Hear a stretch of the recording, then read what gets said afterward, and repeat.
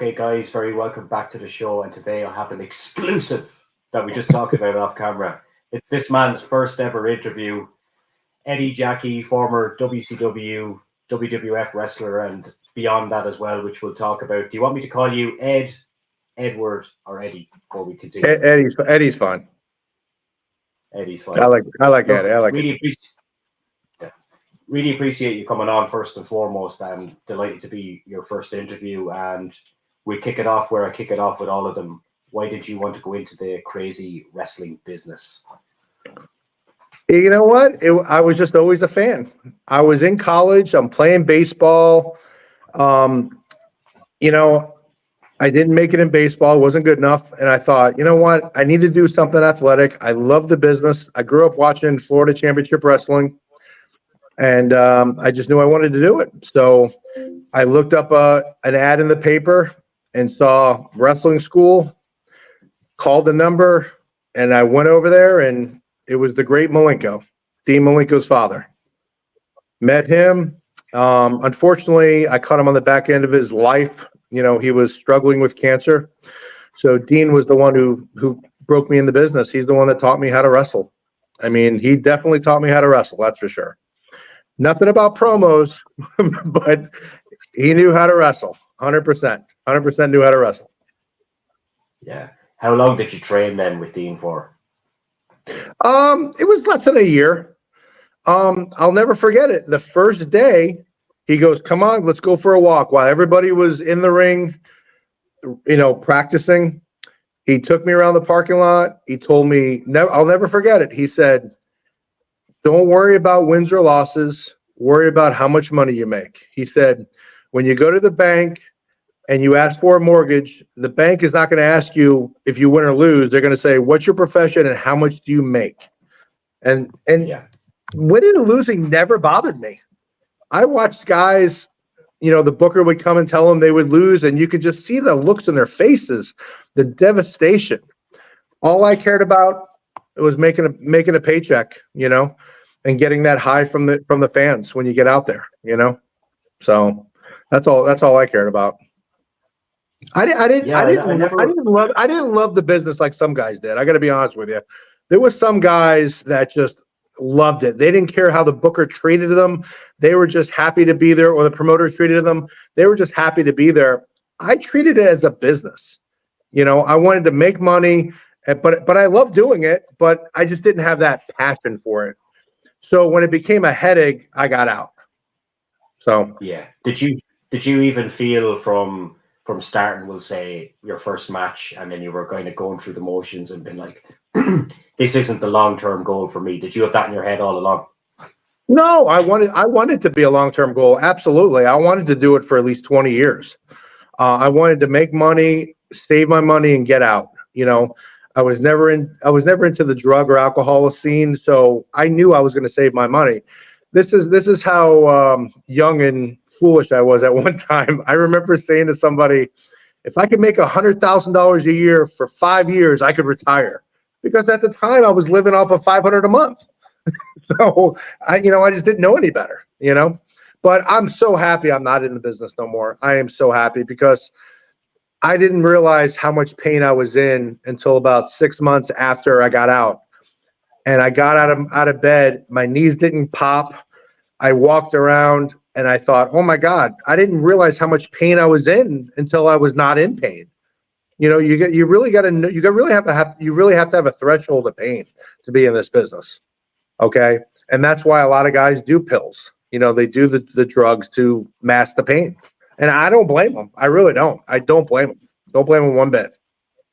Yeah. Do you think if you had stayed in, maybe that was something that you might have had to do down the line because of your body? Oh, absolutely. Absolutely. I have taken some painkillers in the past.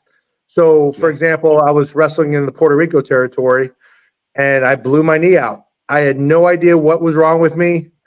All I knew is if I tell the office that I'm hurt, they're going to send me home. And I just can't tell them I need to stay. So I just got on some painkillers. I remember there was some guys there. There was some wrestlers from Mexico there, and I got some cortisone off them, and I shot my own knee up with cortisone. I'll never forget it. I took the same needle, shot myself 3 different times in the same knee just to mask the pain. It was probably the worst thing I could have ever done for myself. And then years later, I wound up blowing the knee out again while I was snow skiing in Lake Tahoe. And that was pretty much the cause of it. But I definitely got it fixed after that. I had surgery and had my PCL ligament repaired. So, yeah, it happens to everybody. I'm telling you, everybody walks around in pain. I don't. I'm a big believer in stretching and working out. I mean, hell, I own 2 health clubs. I mean, that's what I do now. So I definitely am a big believer in taking care of your health. Okay.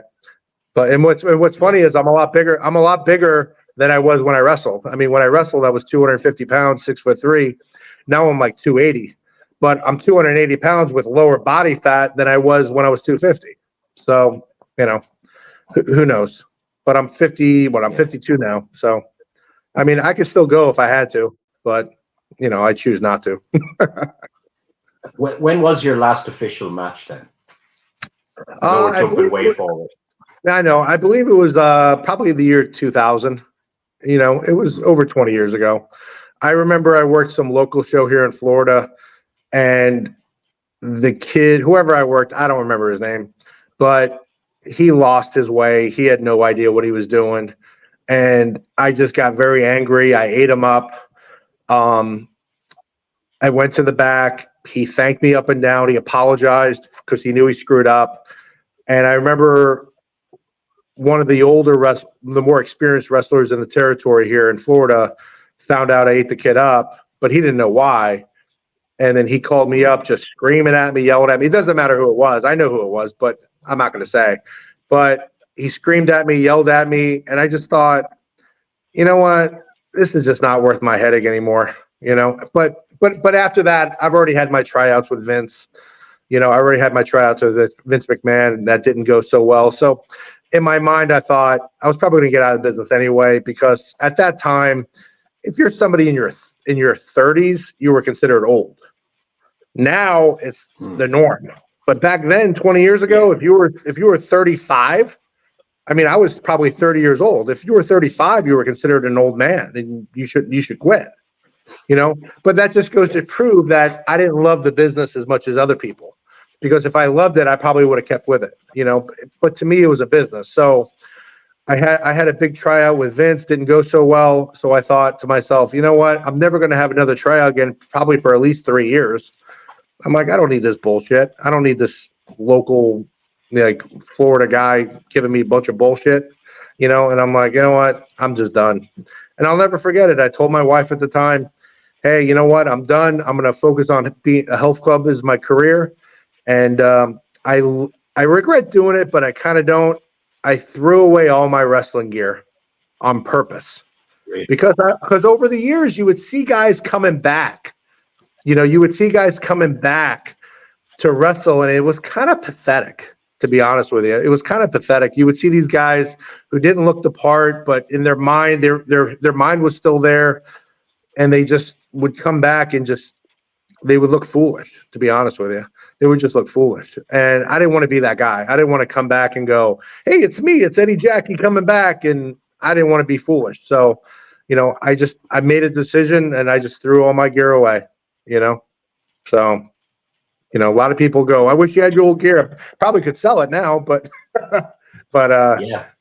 I got photos and stuff. That's all I need. I got photos and some posters, but I got to experience the world. I didn't make that much money, but at least I got to see the world. I got to go to Japan and Mexico and Puerto Rico and, around the Southeast and the Northeast. So I got to do some stuff. Not too bad. Yeah. And a lot of your matches are actually on YouTube as well. A lot of the WCW and WWF ones are there as well. Yeah, there's so a lot of there. Yeah, I know. There's a lot of enhancement matches on there, and people don't realize I'm just as big as these guys. And it's a lot of those guys, they're all great guys. Of course you can have a couple of assholes, but for the most part, everybody was nice to me. And in WCW, everybody was great. I never really had any issues in WCW. I got to see some comical things like Paul Orndorff beating up Vader. That was right in front of me. That was fantastic. Yes, I love watching that. Let's talk about that one. Okay. So I'm down there in center stage in Atlanta, and I'm getting some coffee. I'm the only one in the hallway, and I see Vader walking in, and I believe he just signed his big contract, and Paul Orndorff's on the other side of the hallway, and he just became an agent, and I believe he had something to do with interviews that day, and he just starts yelling at Vader about why aren't you there? Why, this, and this. And Vader just starts yelling back at him. And then they just get closer and closer. And then next thing you know, they start swinging on each other. And then Vader slips. Because Vader would kill Paul Orndorff. I mean, Paul Orndorff's small. He's a small guy. Great guy. Paul Orndorff was awesome to me. But Vader's like over 400 pounds. Paul Orndorff's just over 200. Luckily for Paul, Vader slipped. And when Vader slipped, he couldn't get back up because he's just so wobbly. He had that big center. And I've worked with Vader before, and I mean, he's a big guy, but Paul just started kicking him in the face. And I remember the only person trying to break it up was Dick Slater. Dick Slater was the only person trying to break it up. And I remember watching the whole thing going, I'm just the low man on the pole. I'm not getting involved, but I'm thought, how are some of the veterans not breaking this up? I don't know why. I mean, I have no idea. Usually back then they just let them go, I guess. Now that probably would never happen. But yeah, unfortunately, Vader got the bad part of that and got kicked in the face the whole time, So, and then I think he lost his contract right after that. Yeah, he had a sketchy reputation with a lot of guys that I've talked to that were up against him as, we'll say, enhancement talent as well. I know you fought him in WCW. How was he with you? Was he stiff? Was he rough? He was fine to me. You know what was funny? We're in the back, and before we go out there, he's going over some spots, and he goes, I want you to throw a punch to me and hit me in the face. And I said, okay, so I don't even come close to him. And he goes, no, hit me. He goes, seriously, hit me. I hit him. His lip starts bleeding. In my mind, I'm going, I am a effing dead man. I am so dead. We went out there. We had a great match. We basically, it was a squash match because he was being pushed heavy at that time. But afterwards, what was so funny was he comes running up to me just like a little boy, and he gives me a hug. And thank you so much. Thank you so much. Oh my God, that was great. And it just goes to show you that in this business, there was always a pattern of, if you were a heel, you were probably the nicest guy behind the scenes. And you were a face, there were some nice guys, but then there was some sketchy guys too, because, it's like you play the opposite of who you are. Does that make sense? Yeah. You play the opposite. You're the opposite of who you are, So, I don't know. I think that's the nicest thing that somebody has worked with Vader has said about him. There's a lot of people he was fine to me. But you know what? But I gotta admit, I never took shit from people. I always looked guys in the eye. I always, I stood my ground. What'd you say, Haku as well? No, Bob Cook worked a lot with Vader. Bob Cook, yeah, Bob Cook. Bob actually managed to avoid working with Vader. Sorry, that's his story. You know what's funny? You know what's funny about Bob? I met him one time. I'm friends with him on Facebook, and I love his posts. I follow him all the time. And if you don't, you should. He's a great guy. Like, he loves Evel Knievel. He loves the business. I wish I had his attitude. I really did. But I met him one time, and he was so nice to me, and never an issue with Bob. But everybody knows Bob Cook. He was a Malenko guy as well. He was taught by Malenko as well. But I didn't know him while I was in the business. That's the funny part. I think he might have been out of the business while, I don't know. I think he was out of it by the time I got into it. And but his reputation definitely precedes him. I mean, everybody likes Bob, 100%. Yeah. Was your first official match in WCW against Stunning Steve Austin? No, that was my first WCW match. That's, believe it or not, that's when I got hooked in the business, because I was working the independent scene in Florida, and the Dean Malenko, he was running some promotions, some other guys, Frankie Reyes, and I was have these local matches with these guys, and they were fine, they were great guys, but when I worked that first match with Stunning Steve Austin, and I didn't even know who he was. That's the other kicker. Like, nobody did that. I never followed the regional scenes. I never followed, I never really followed the world class wrestling. I never followed Deep South wrestling. I just never did. I kept with Championship Wrestling from Florida and WWF. That's pretty much what I watched. So I didn't know who Stunning Steve Austin was. So when I started talking to him, I was just asking him the funniest questions. How long you been doing this? Like I'm asking him, like I'm interviewing him in the locker room. And he probably thought I was the biggest dope in the world, but he treated me great. And when we went out there, how fast he was and how crisp he was, I said to myself, this is where I need to stay. I need to stay here, because the level of talent that I'm working with here in WCW far exceeds the independent scene in Florida. Okay. So we had a great match. We went to the back, shook hands, went our way. And then Jody Hamilton, the assassin, called for me. He had somebody get me in the locker room, and I thought, oh my God, what did I do wrong? And he just gave me some pointers, and that was great of him. Jody Hamilton was always nice. I mean, great guy to me. I always called him Mr. Hamilton to show my respect, but he was always a great guy to me. And he was pretty much in charge of the power plant, I believe. I believe so. I think he was in charge of the power plant in Atlanta.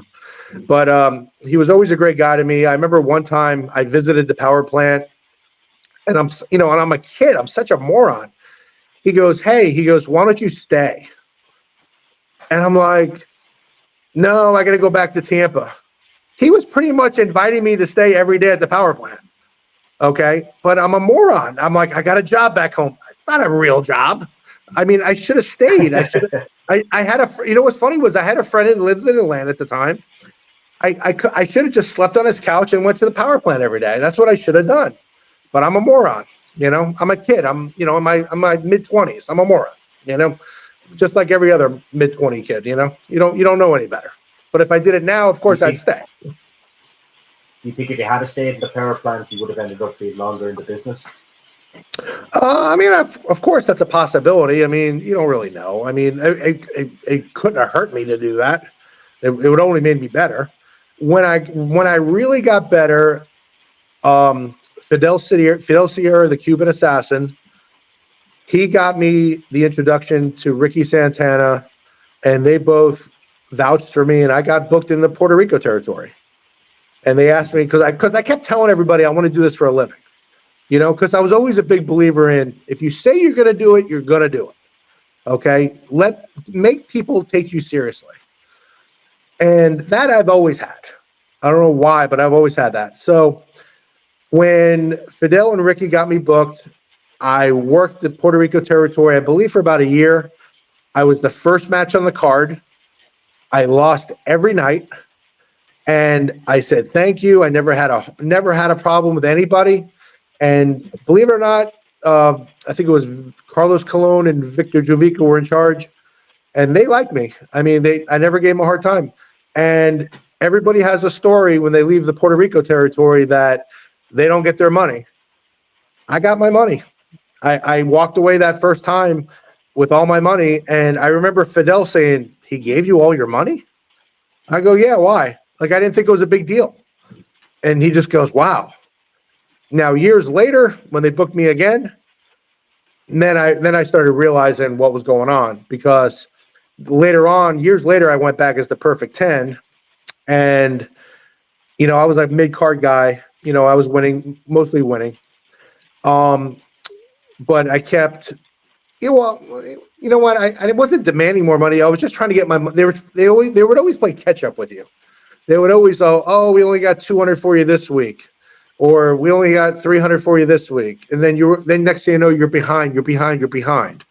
So finally, I had to take a stand, and I said, you know what? I called the office and I said, I'm leaving. I'm quitting. And they begged me to stay, and that's when I realized, hey, you know what? I got some power here. So Carlos got on the phone with me. He assured me he was going to pay me what he owed me, and he did. Over the next couple of weeks, he caught up with me, and I stayed. And then, and then I met Victor Jovica. You know what I'm talking about, Victor Jovica? Yeah. So I met him. I saw him take on Sean Morley, who worked as Val Venus. I saw him take on Sean Morley and got him booked in Mexico. And next thing you know, Sean's in WWF. So the balls I have on myself, I call Victor Jovica up and I just say, hey, I want to see if you want to do some business. He's like, what do you mean? And I said, well, if you can get me booked, I'll give you a percentage of what I earn. You can be my agent. So he invited me out to dinner. He was always professional with me. And next thing you know, I'm going to Mexico. So before I go to Mexico, Puerto Rico, they pretty much screwed me out of my last couple of checks. Okay. Because they knew I was leaving. Yeah, they know you're leaving. But I think it was like maybe $1,500. I mean, but back then, 25 years ago, it's a lot of money for us. So I go to Mexico, and Victor Quinones, he says, hey, there's a new guy I want you to watch over. I go, who is this? Oh, this guy, Ricky. And it turned out to be Ricky Banderas. Okay. So Ricky Banderas, he's never wrestled a match in his life. He's in Mexico with me. So I have to help him along. He's a good kid. He was, greener than grass, but a good kid. And you always hear these rumors. Oh, he's Victor's boy. He's Victor's boy. I'm like, I don't care. I'm worried about me. This is a business. So I worked down there with Ricky Banderas for a little while. I think we were only there for like 3 or 4 months. We worked mostly out of Monterrey, Mexico, and we worked a lot of the border towns of Mexico and the United States. Okay. So I remember every Saturday, I think it was every Saturday we would be in Laredo, Texas. So every Saturday I would take the money I made in Mexico and I would mail it home. So I have to go across the border, go to the post office, get a money order with my cash, and send it back. I am not joking, Maurice. Every time I went over that border, I got strip searched. Every week. Hey. It got so comical when I walked across the border. I said, hey guys, I'm here. You ready to search me again? They're like, yep, come on in. It was bad. It was not good. They must have, I don't know. They must have thought I was smuggling or something. I'm like, I don't know. It's crazy. Someone looking to know, was Dutch Mantel involved with the booking in Puerto Rico at the time? No, I never met Dutch Mantel once. Never. And I doubt he would know who I am. Never met that guy once. The booking down there in Puerto Rico was mostly Ricky Santana. I think Ellen Vader number 1. He was booking down there. That guy's pretty comical. He really believes who he is. So, Invader number 1, he had that thing with Bruiser Brody. Yeah. But here's how pathetic I am. I'm a kid. I had no idea he even killed Bruiser Brody. I had no idea when I got there. I have no idea. So we're in a tag match with him. In the middle of the ring, I spit on him. I take a big loogie and I spit on him. I'm with Fidel Sierra in the ring. He's like, oh my God, what are you doing? You're going to get us both killed. And I'm like, what's he talking about? I don't know. But before that match, the finish of the match is somehow I pin Ellen Vader. Okay. This guy, I don't know who he is. First time meeting him. He literally says to me, amigo, he's going to hit me over the head with the bat. He's going to pull you on top of me. You're going to pin me 1, 2, 3. And then you can go back to the United States and tell all your friends that you pinned Ellen Vader. And he's telling me this like he is serious. And I went, doesn't this guy know it's a work? It's fake. What's he talking about? He's crazy. And he was just an angry guy. He was just a very angry guy. When I worked with him, 2 separate times for a year, just an angry guy, just a bitter, angry guy. Probably because he probably thought he should be in the WWF. I mean, that's the only thing I can think of looking back on it. And don't get me wrong, he knew his way around a ring. I mean, anytime I worked with him, I mean, he called the whole match. He knew what he was doing, 100%. And he was calm, cool, and collective. I mean, easy, very easy to work with. But in the locker room, he really believed who he was. Or he must have thought he had this reputation of, hey, everybody's afraid of me because, he killed Bruiser Brody, unfortunately. So, yeah. Some guys, a lot of people in the business don't know when to switch the red light off, so to speak. Yes, absolutely. Yeah, there was some characters I've worked with in Puerto Rico. I worked with, I lived with Val Venus. I lived with D'Lo Brown. Who's the other guy? He worked at Skull Von Crush. Vito, Big Vito. Oh, Vito LaGrasso, yeah. Yeah, Big Vito. All great guys. Yeah. All great guys. Ricky Santana, Fidel Sierra. The Shane, the Canadian Glamour Boy. We all hung out. They're all good. They were all great guys. Some of them made it, some of them didn't. I mean, a guy like Shane, the Canadian Glamour Boy, I believe I just talked to him a few months back. He owns a hauling business or junk removal business. I don't know if you've heard of this or not. You ever heard of that 1-800-GOT-JUNK? It's like they hire the companies to remove your junk. Like if you got a pile of garbage. So he was doing that here in the Tampa area. So I would talk to him from time to time. So there was somebody that needed his business. So I called him up to refer him, and he said he moved to Mississippi. So he's in Mississippi doing the same thing up there.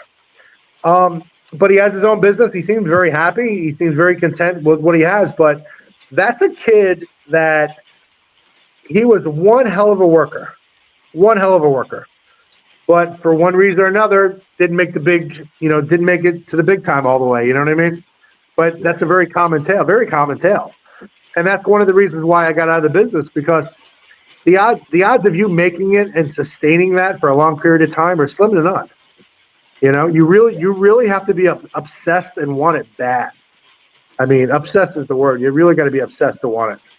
So, and I wasn't obsessed. When you sent me a few points yesterday before this interview on the screen, one of the things that I was looking at just here on my phone was you done some work as the fake Sting. So that's interesting. Tell me about that and how that came about.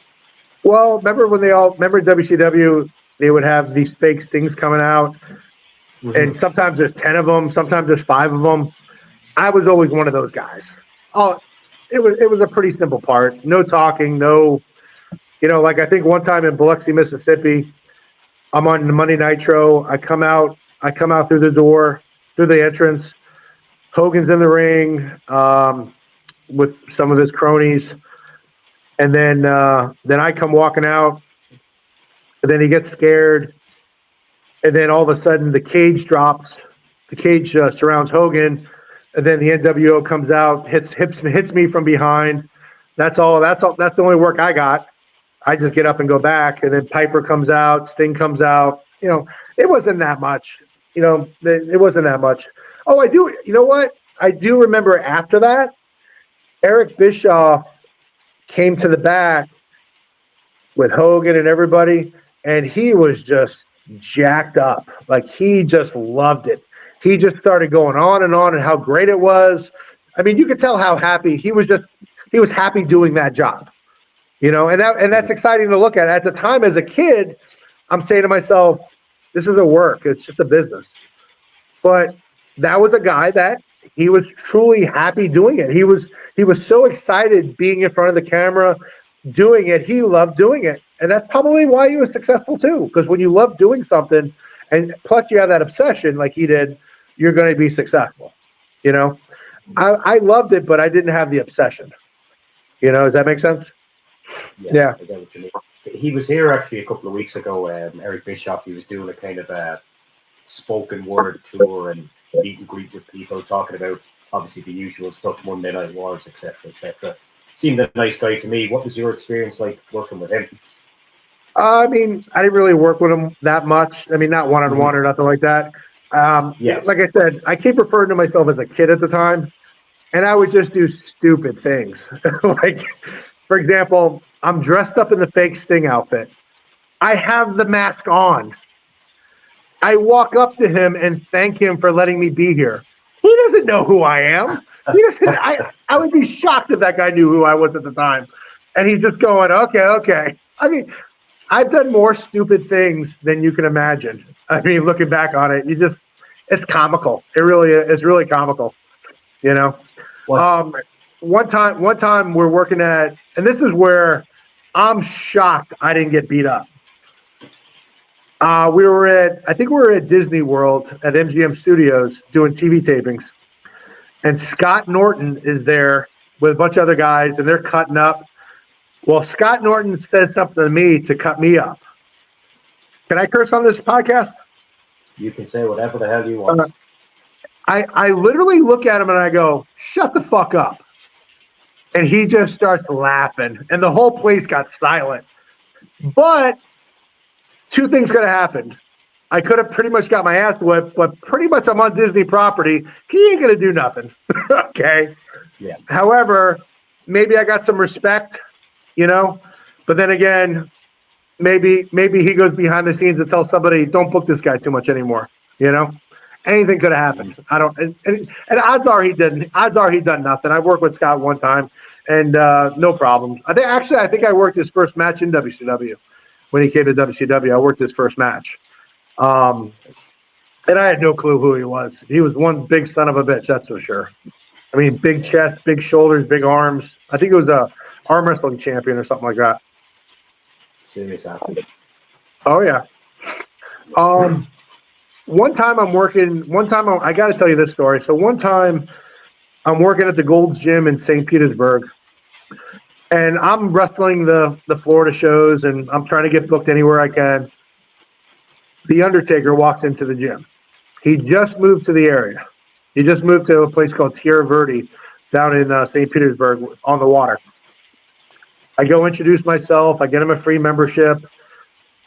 And I said, hey, I'm a wrestler. I really, I need some help. And he just goes, hey, kid, get me a tape. So I get it. I put a VHS. This is back when VHS tapes were around. I get a VHS tape ready to go. Next time he walked in the gym, I handed him tape. He gives me his phone number. So for about 2 months, I call him once a week. Hey, did you get a chance to look at my video? Hey, did you get a chance to look at my video? Nope, not yet, kid. He's on the road. He ain't looking at videos. So he gets back to town. This is probably like 3 months later. He walks into the gym and he goes, I saw your tape. I was pleasantly surprised. He goes, let's have lunch. Great. So now I'm obsessed calling him once a week to have lunch. So then we schedule a lunch. He goes, all right, meet me at the gym at 2:00. So I meet him at the gym at 2:00. He shows up in a Corvette. So if you know anything about Corvettes on how small they are, me and this guy get into his Corvette. It's the most comical thing you've ever seen. There's no way we can fit in Corvettes. Right as we pull out of the parking lot, he almost kills us. He pulls right in front of the school bus. The school bus almost destroyed us. I thought I ended my life. He had to put the gas on. We literally went from 5 miles an hour to probably like 60 miles an hour in 2 seconds. I mean, it was crazy.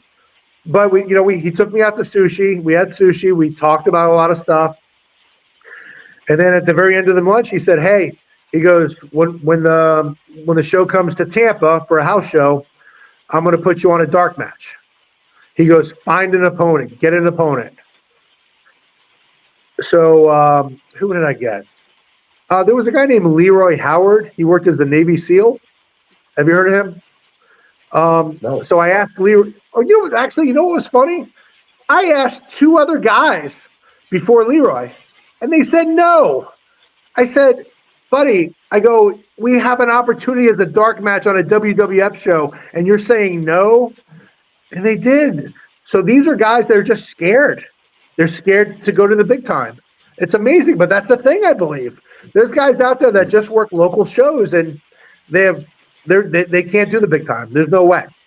So me and Leroy, there was a place called the Sun Dome in Tampa at the University of South Florida, and we had the first match of the night. They actually put me over. Here's another stupid thing I did. Who's the first Intercontinental Champion for WWF? The Honky Tonk Man? No. The original, the first Intercontinental Champion. The guy that was Vince's right-hand man forever. Oh, Johnny Ace, is it? No. The older guy. He's passed away already. Oh, Pat Patterson. Yeah, Pat Patterson. So Pat Patterson comes to me and he goes, "This is how much of a moron I am." He goes, "Okay, guys, when you go out there to work, keep everything in the ring. Don't go outside the ring." This is me. Yeah, but part of the match is going outside the ring. I'm going outside the ring. This is what I say to him. I'm such a moron. And I did it. I worked outside the ring. I'm such an idiot. And then you wonder why I never get hired. I've had so many opportunities, and I just blow them. I blew the opportunity. Every one of them I blew. Never had one. So that was one opportunity that I had that I just blew it. But we had an okay match. Nothing to write home about. So another time I got a tryout. Okay, this is a great story. My brother calls me up. He's an airline. My brother Martin, great guy. He's an airline pilot for American Airlines. To this day, he's still an airline pilot. He calls me up out of the blue and he goes, "Hey, guess who I had on my flight?" I said, "I don't know. Vince and Linda McMahon." And I said, "Oh, that's great." And he goes, "Guess what I did for you?" And I go, "What?" He goes, "I got you a tryout." I go, "How did you get me a tryout? Like, you're not in the business." He walks out to first class and he says, "Oh, Vince McMahon, nice to meet you. Hey, you should come see what I see here in the cockpit." And Vince goes, "Yeah, okay, I'll go up there." This is before 9/11. He opens up the cockpit. He takes Vince into the cockpit, closes the door behind him, and just starts like talking about me the whole time. Oh, he's living with Val Venus. He's living with D'Lo Brown. He works the Puerto Rico territory. This just talking great about me. So Vince just says to him, he writes down my name and he goes, "Well, if your brother's in the business, he knows how to get a hold of me. Tell him to call my office and we'll schedule a tryout." And I was shocked. I called his office, talked to his secretary. "Yeah, we've been expecting your phone call." He said, she goes, somebody will get a hold of you. So next thing I know, I got Howard Finkel calling me. This guy's hilarious. On the phone, he's talking to me like he's announcing a match. "Hey, this is Howard Finkel with the WWF. Congratulations, you are receiving a tryout." I just started laughing. I was like, this guy's so corny. I mean, it was just funny. So they fly me up to Connecticut, and there were some other people there that I've never seen again. The limo picked you up from the airport, drove me to the hotel, and then Howard Finkel drove a van, picked up all the people from the hotel. He drove the van. He took us to a warehouse where they had a ring set up. And then Terry Taylor walked in, and I believe Bruce Pritchard was there. I think it was either Bruce or Tom. And but here was the part of the tryout that I was horrible at. At the time of the tryout, I wasn't in shape. I mean, I looked all right, but cardio-wise, I wasn't that great. So I'm working some guy. Well, first I worked with Scotty Too Hotty. He was there. He was easy to work with. And then I worked with some guy who was trying to portray himself as a Middle Eastern character. So I do a splash off the top rope, but when you take the splash, you're supposed to keep your arms in. His arms are out. So my knee goes right into his arm. I don't know if I broke his arm or something. I don't know, but they blame me. And in my mind, I'm going, Like my knees. I mean, if you're like this, my knees aren't hurting you. My knee's not going to hit your arm, you know. Yeah. But of course, you get stereotyped as you hurt somebody. So I blew that tryout. So that was another tryout I blew, which is pretty comical. Yeah. But you ended up on WWF television as well in that handicap match against Steve Austin. That was in 1996, wasn't it? Yeah, something like that. Yeah. Yeah. Steve actually remembered me from WCW. I remember that. He was finally drawing some steam, and I remember them saying, "Oh, you're going to take the Stone Cold Stunner," and I go, "What's that?" Yeah. I don't like. I was so big. I think I just got back from Puerto Rico. I wasn't. It's hard. Like I wasn't following everything like I should have been. I should have been following everything. That was right before they kind of really pulled the trigger with him, though, as well. Yeah. Did you find any different? Did you find any difference in working with him? With say early WCW and WWF, obviously his style had changed, and he was always great to me. I would wonder if he would remember me because I worked with him like 4 times. I mean, he was great to me. He was easy to work with. I mean, just a total professional. Probably one of the best workers I've ever worked with. 100%. Yeah, because I was actually only watched that match earlier, and the intensity in it, and everything looks real in it. Oh yeah. But did you see the stunner I took? It was horrible. I had no idea what it was. You should have took it back and then take a bump back, and I just went boom, it rolled over. Yeah. I mean, it was horrible. If you watch that, it was probably one of the worst bumps on a Stone Cold Stunner ever. It was horrible. Yeah, that was the early days of the Stunner, though, so you could be forgiven for that. I know. I get a pass for that. And you won the match. I didn't pin him though. The other guy pinned him. But you still have the W beside your name. Oh Lord, who cares? I probably got paid like $300 or something. What was funny is with WWF, you would go to these matches, and the guy would come out with a briefcase full of cash, and they would just hand cash to everybody. Got in line and handed cash to everybody. It was crazy. And I don't even believe I gave my social security number to anybody. It was just the most comical thing ever.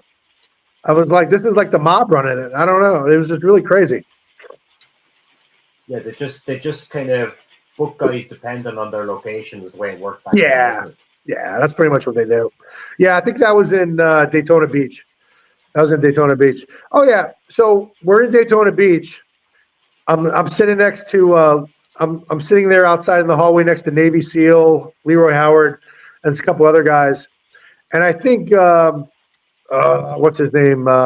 Who's the guy that carries the 2x4? Hacksaw Jim. So Hacksaw, who's not working for WWE, he comes walking in. Like, I just like blurt out, "What's he doing here? He already had his shot." I'm like, I'm a moron. Luckily, nobody heard me, but I'm just like, I'm such an idiot. I mean, the things I say, the things that come out of my mouth are just comical. I mean, just comical. I mean, you wonder why I never got a big time contract. You know what I mean? You said it. You mentioned earlier when we were talking about WCW, you kind of said Hogan was in the ring with his cronies. I know you didn't work, like we say, directly with him, but did you find that he had a lot of power back then? Oh, absolutely. Yeah. You know, it's funny. I see Hogan more around my area. I like where that house he had, Hogan's Knows Best. The Hogan Knows Best house. That's like 2 miles from me here. I live in Bel Air, Florida, where he did. It's 2 miles from my house right now. Okay. Now he doesn't live there anymore. He lives on North Clearwater Beach, but I see him more around. He'll either come to my gym and work out, or I'll see him walking around, Hogan's Hangout or something like that. But he's been always nice to me. I got his phone number. I mean, I think I had to get a hold of him because I had to get a world championship belt for my niece's husband. He's a big fan of WWF, so I got him a signed belt. So he didn't give it to me. I paid for it, which is wasn't asking for anything for free, but I don't know him that well.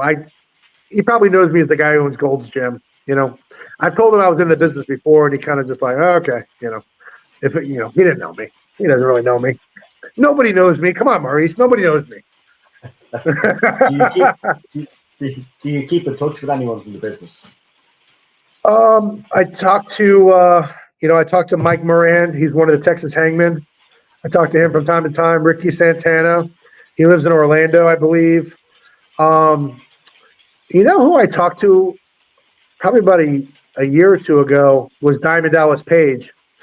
No, actually, I saw one of the Bushwhackers. He was in my gym, Bushwhacker Luke. He was working out at my gym. And what's funny is I had to tell him I was in the business too. He peppered me with questions about Puerto Rico because he worked there a lot. And once I answered him correctly, he knew I was in the business. And then I think he must have saw some videos. But I said to Luke, I said, hey, man, can you, because he was telling me how he was talking to DDP. I said, hey, can you see if DDP remembers me? Because I want to talk to him about bringing his yoga into my gyms. So he got me his number. I texted him back and forth, and we talked on the phone.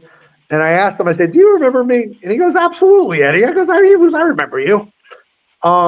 He wound up sending me, he gave me a free a subscription on his DDP app. He sent me some yoga mats, a heart rate monitor. What a class act this guy is. DDP is a class act, 100% class act. And he said he's doing better than he's ever done. He said he makes more money doing yoga than he ever wrestled. And I believe that. I do believe that because, you know, doing the health and fitness thing is important.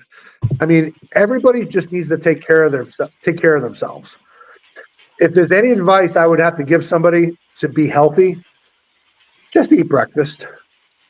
Eat something healthy within a half hour after you wake up in the morning. You have to be disciplined to do it, but I'm telling you, it'll kickstart your metabolism. If you just have a bowl of oatmeal, sprinkle some protein powder in it, you will feel so much better than you not eating nothing in the morning. Okay, so that's my that's my public service announcement. Have you partaken in DDP yoga yourself? Absolutely, it's the real thing. It's great, it's tremendous. I highly recommend DDP yoga to everybody. It works. Okay, I mean, look, I don't do it all the time, but I'm 6'3", 280. I can almost do a split. Okay. I mean, I can show you some stretches right now. You'd be amazed. I mean, I can do it right now in front of you. I mean, I could just put my hand on my foot and bring it up over my head. Okay. But I'm in the gym every morning. Okay. I'm in the gym every morning. I wake up at 5. I'm at the gym by 6. I eat healthy. Okay. I'm in better shape now than I ever was wrestling. Okay. But I'm helping my community. I mean, I own the Gold's Gym in Tampa, and I'm on the border of 2 cities called Clearwater and Largo, Florida. I own a gym there as well. I got a few thousand members in each gym, and I consistently have to help people lose weight, build their confidence. Okay, I mean, there's some really wrecked people out there that have no idea what they're doing. I do tell everybody after 40 years old, you know, look into hormone replacement. Okay, that's the thing. Hormone replacement, especially in women. A lot of women get misdiagnosed, and a lot of women get put on anti-anxiety pills for no reason, and really they should have their hormones checked out. Okay, so another public service announcement, by the way. Once we're talking about your business and the gym, what's your opinion of people bringing phones into the gym and taking mirror selfies and doing all that kind of stuff? That's just the way it is now. I mean, yeah, you know, honestly, I don't really see any problems with it. I mean, I don't get people coming up to me going, "This person's videoing" or "This person's taking pictures." No, it's the norm. It really is. It's the norm nowadays. Yeah, it's the norm. Do you go to the gym? No, I'm not very built. What's that? I said I'm not very built. That's all right. You could be built like this guy right here. Yeah. The next time I'm in Florida, if I'm ever in Florida, I'll have to visit by one of your gyms. Oh, absolutely. We'd love to have you. Well, I'll take you through a personal training session. I'll personal train you. You'd probably kill me. Oh, no. That's the other misconception. You ever heard the no pain, no gain? No, everything's blood flow. Stretch out, get your muscles pumped up with blood, but that's it. You don't have to go crazy. You don't have to be sore the next day. People are amazed on how little I work out, but I just do the right things consistently. Okay, that's all you got to do. Eat healthy, be consistent with your workouts. And it's only a half hour. I work out like a half hour a day. Today I worked out for a half hour, and then the wife and I went for a walk over the Bel Air Bridge over here. So that was like a 2-mile walk in the morning. It was a nice morning out. So, but we didn't run. I don't bench press. I don't squat. Okay. I mean, you don't have to do all that. It's the biggest misconception ever. People overtrain. That's the thing. Too much training is bad for you. Okay. People who say, "Oh, I work out for 3 hours a day," they could be so much. They don't have to. I'm telling you right now, they don't have to. Before we wrap up, I just want to know 2 things. First one is, what's your fondest memory of working in the wrestling business? Probably the story I told you was the first match I had in WCW with Stunning Steve Austin, because it got me hooked. Because I said, "Oh my God, I'm with somebody who knows what they're doing. They're professional." It really opened my mind. I got excited, and it's very hard to get me excited. Like, I got excited. I went, "Oh my God, I want to do this." Actually, great story. So after that night, there was a tag team called the Southern Posse. I don't know if you ever heard of them. Fidel Sierra, the Cuban Assassin, was there as well. And we all got in the van leaving Dothan, Alabama. I was so jacked up. I get in the van and I just blurted it out. "Oh my God, that was great. Did you see how the crowd yelled for me?" It was bad. It was so bad. And the looks on the guys' faces, they looked at me like I was crazy. I don't blame them.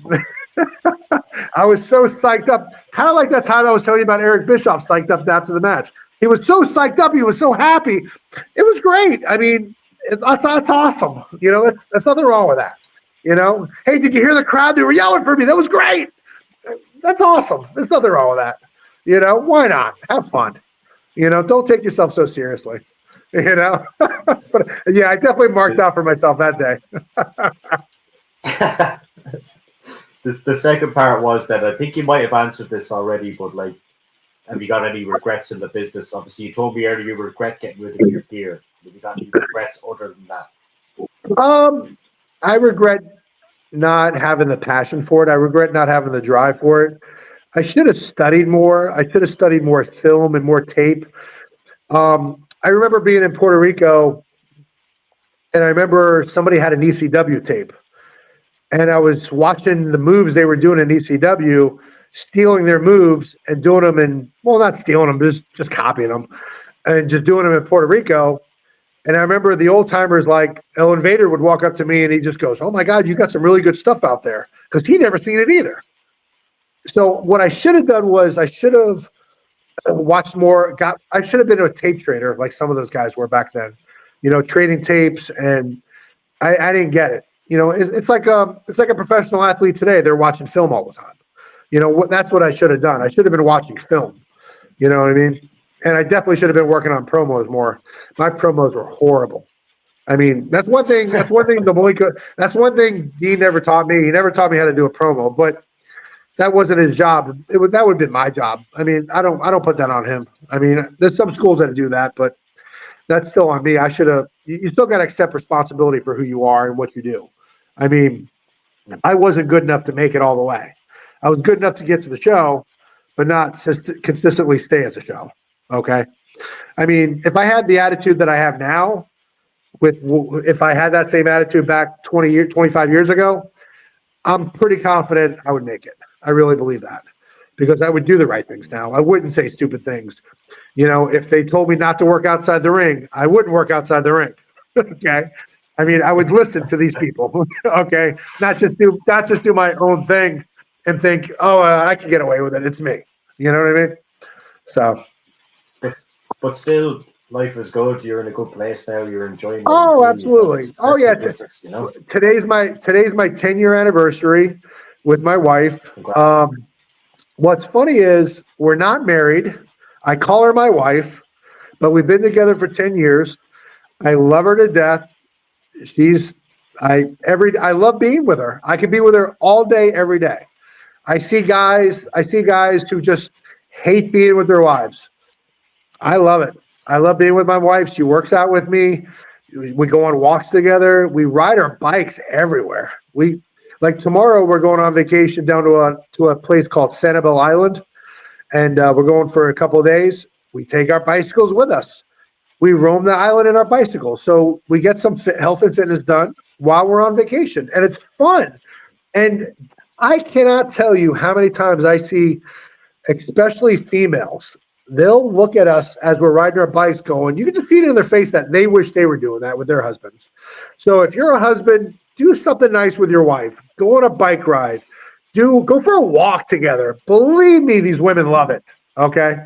I'm assuming you have more guys watching your show than girls, right?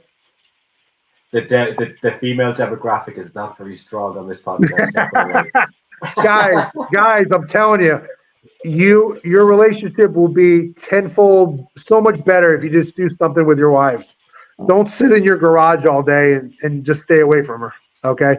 And believe me, if your wife's over 40, I'm telling you, they need hormone replacement. They all do. They're all nuts.